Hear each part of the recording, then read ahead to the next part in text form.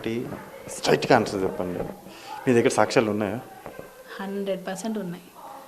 నేను లేకపోతే నేను ఇంత కాన్ఫిడెంట్గా ఎందుకుంటాను చెప్పండి. అదే నేను మిమ్మల్ని ఇంటర్వ్యూ చేస్తూ ఉంటే మీ ఫేస్లో భయం కనిపించట్లేదు నాకు.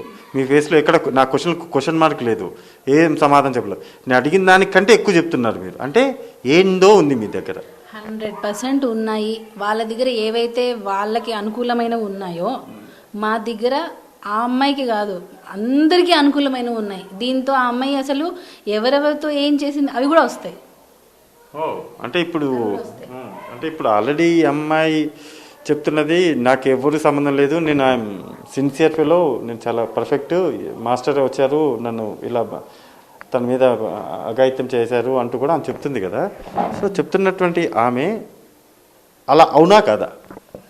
ఆ అమ్మాయి జెన్యూన్ కాదు. అమ్మాయి జెన్యూన్ అయ్యి ఉంటే ఈరోజు ఒక గురువు స్థానంలో ఉన్న వ్యక్తి మీద అసలు ఫస్ట్ ఆఫ్ ఆల్ సరే అండి, నిజంగా అమ్మాయి జెన్యూన్ అయితే అసలు కేసు పెట్టదండి. నిజంగా ఆమె ప్రేమించి నిజంగా అంటే జెన్యూన్గా ఉంటే అరే నా పర్సన్ ఎక్కడున్నా దూరంగా బాగుండాలనే కోరుకుంటుంది తప్ప నాకు ఇలా జరిగింది ఎప్పుడో జరిగింది ఇప్పుడు తీసుకొని వచ్చి తనకి మాస్టర్కి అసలు ఆ ఇష్యూ సుకుమార్ సార్ ఎంటర్ అయిన తర్వాత 1 year అయిపోయింది. అప్పటి నుంచి లేని ఆ అమ్మాయి ఇప్పుడు ఎందుకు వచ్చింది? ఆ అమ్మాయికి మాస్టర్ కార్డు ఇచ్చింది కూడా జానీ మాస్టరే. ఆ అమ్మాయి కోసం ఫైట్ చేసింది కూడా నేనే యూనియన్లో అమ్మాయి కార్డు ఇవ్వమంటే మేము ఆ అమ్మాయికి ఇప్పించాం. ఈవెన్ ఇంత గొడవ అయిన తర్వాత కూడా ఆ అమ్మాయి నా లైఫ్లోకి రావాలనుకున్న తర్వాత కూడా నేను ఆ అమ్మాయికి సపోర్ట్ చేశాను. ఎందుకనంటే లేడీకి టాలెంట్ ఉంది ఇవ్వాలి అని, అంటే ప్రొఫెషనల్ వేరు ఇది వేరు గొడవ వేరు. సో నేను అయినా కూడా నేను సపోర్ట్ చేశాను, కానీ తన వాల్యూ నిలబెట్టుకోలేకపోయింది. ఇక్కడ చాలా కొంత కీలకమైనటువంటి పాయింట్ ఏంటంటే ఇక్కడికి ఇంటికి వచ్చినప్పుడు అన్నయ్య అని పిలుస్తుంది.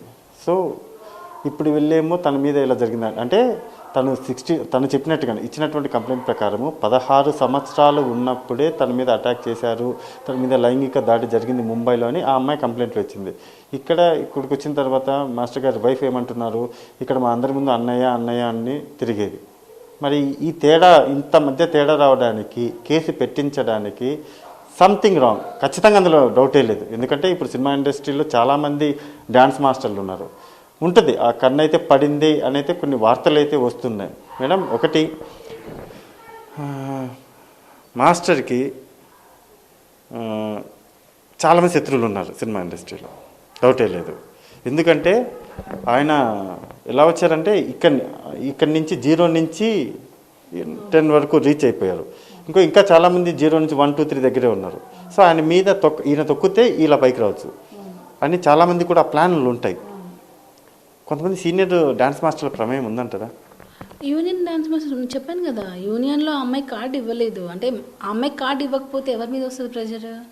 అంటే అప్పుడు ప్రెసిడెంట్గా జానీ మాస్టరే ఉన్నారు. సో వీళ్ళిద్దరి మధ్య ఆల్రెడీ ఒకటి నడుస్తుంది. సో ఈ అమ్మాయి కార్డు ఇవ్వకపోతే ఇది జానీ మాస్టర్ మీదకి వస్తుంది.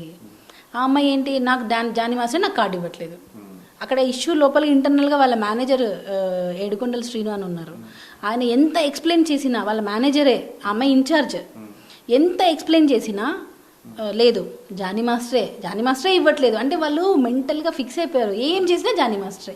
ఎవరో టెంపుల్ దగ్గర నుంచి వస్తుంటే బెదిరించారంట, నో ప్రూఫ్. ఎవరో తెలీదు. ఎవరో ఇంటి ముందు ఏదో పెట్టేసి వెళ్ళిపోయారంట, నో ప్రూఫ్. ఎవరో తెలీదు. మెసేజెస్ ఏదో చేశారంట, మరి ఎందుకు ట్రేస్ చేయలేదు నువ్వు? ఎందుకు నువ్వు కంప్లైంట్ ఇవ్వలేదు?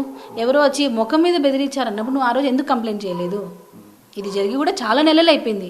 అప్పుడంతా ఏం చేయకుండా ఈ రోజు నువ్వు మాస్టర్కి నేషనల్ అవార్డు వచ్చిన తర్వాత, ప్రెసిడెంట్ అయిన తర్వాత ఇంకా ఈయనని ఎలా అయినా డ్యామేజ్ చేయాలి అని ఈ అమ్మాయిని మధ్యలో వాడుకున్నారు. ఈ అమ్మాయికి ఆ విషయం ఇంకా అర్థం కావట్లేదు.